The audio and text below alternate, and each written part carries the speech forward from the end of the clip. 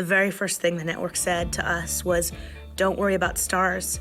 You don't need stars. You don't need name casting. You don't need stunt casting. You find who you want to bring these characters to life, because you've got books and you've got a genre that people are already into. And so we've got our hook. The show is the hook. This is one of the best casts I've ever had. I mean, I have been super lucky in my career to have, you know, such good ensemble cast. You know, I struck gold with the Dawson's Creek cast, and I feel like this one is another example of striking gold. There's nothing really glamorous about the audition life. If you're an actor watching this, you know. So Grams tells me how I'm psychic because we're descendants of the Celtic druids. I know.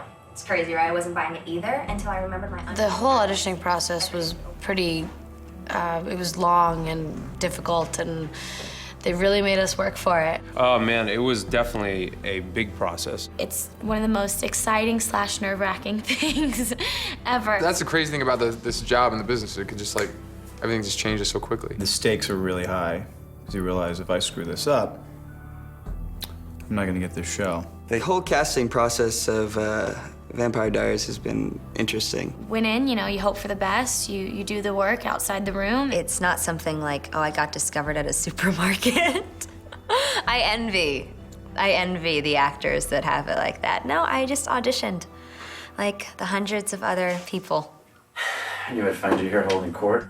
When I first heard that they were casting for Vampire Diaries, I knew it was based off a book, and I went and I bought it. I read the first 4 novels.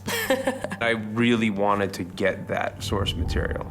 You know, I really wanted to make sure that I had as much sort of knowledge as I could possibly attain. I actually didn't know about the Vampire Diaries series. I don't know how. Everyone else seemed to know about it.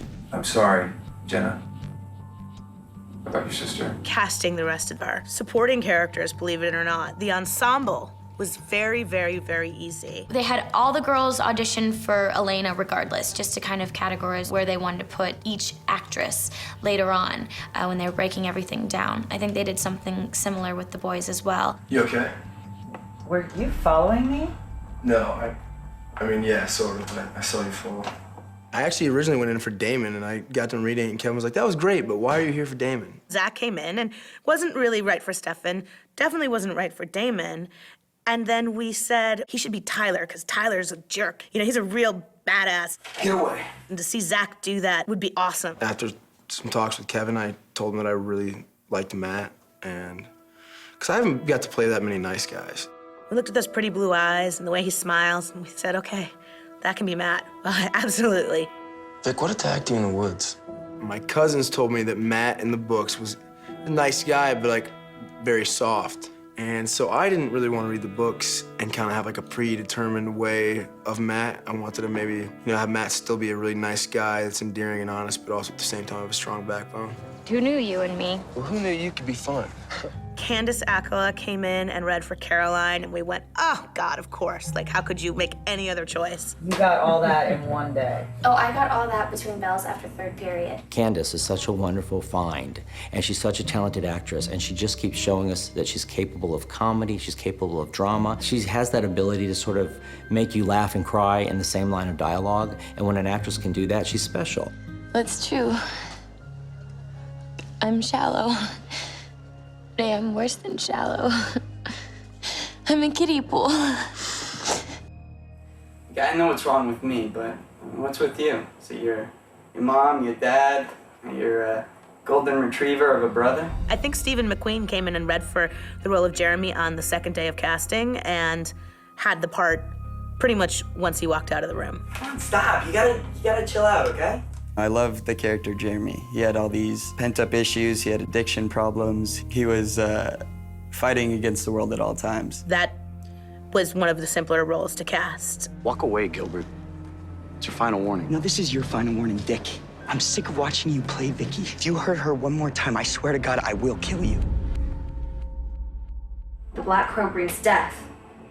No, wait. It's Katarina Graham, who's just this like bubbly light of wonderful, beautiful energy, came in, and she had that part right away. Yes!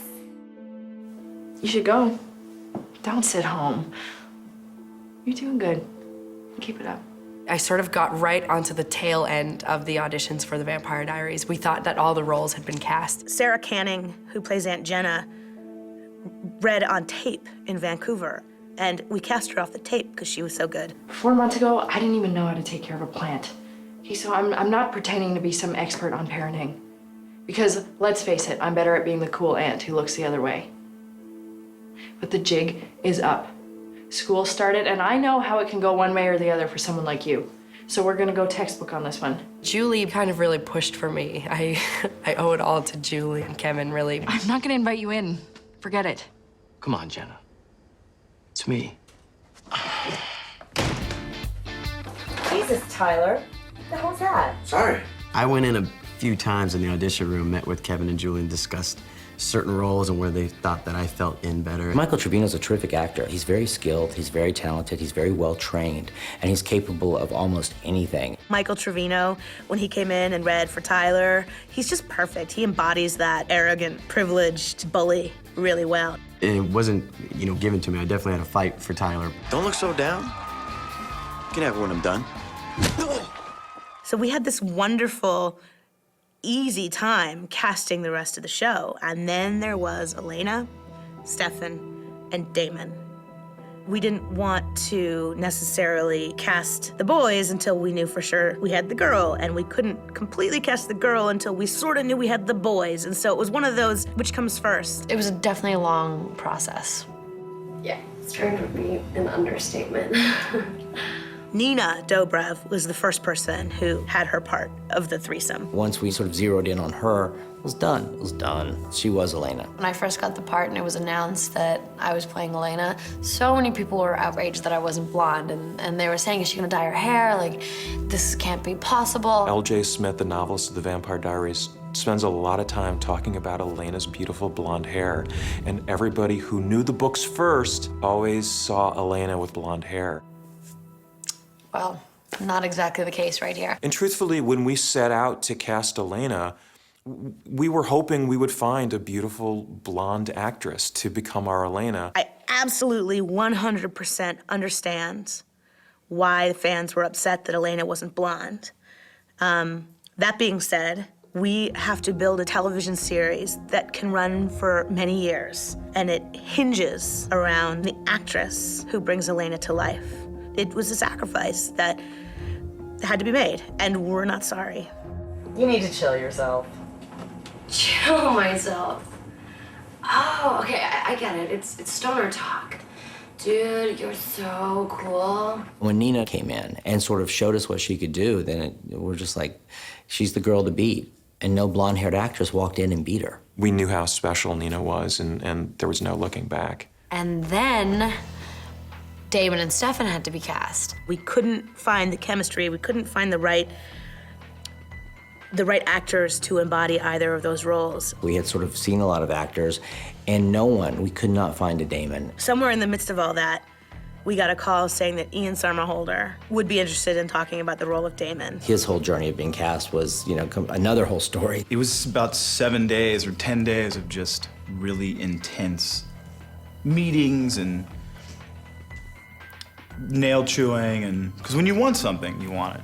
Why are you here? I can ask you the very same question, but I'm fairly certain that your answer could be summed up in one little word. Elena. He came in and he met with us and we talked to him and we were convinced this was our guy, total home run. And then he went in front of the studio and the network to get the job officially. Kevin and Julie in the studio, they were all fighting for us, who they wanted. But the minute we cast him, everybody came out of the woodwork. Press, bloggers, internet, like, oh my God, perfect choice. And I think that set everybody's mind at ease. You must be Elena. I'm Damon, Stefan's brother. He didn't tell me he had a brother. Well, Stefan's not one to brag. Please, come. I'm sure Stefan will be along any second. He is so good in this part that thinking of anybody else in that role, you just can't even consider it. Hello, brother. Damon. The very last role to be cast of our series was Stefan. For the pilot and the TV series to work, The relationship between Elena and Stefan had to be magic. It's such an ordeal. We had Nina read opposite probably 30, 40, 50, I don't even know, too many different guys. I'm sorry, were you going somewhere?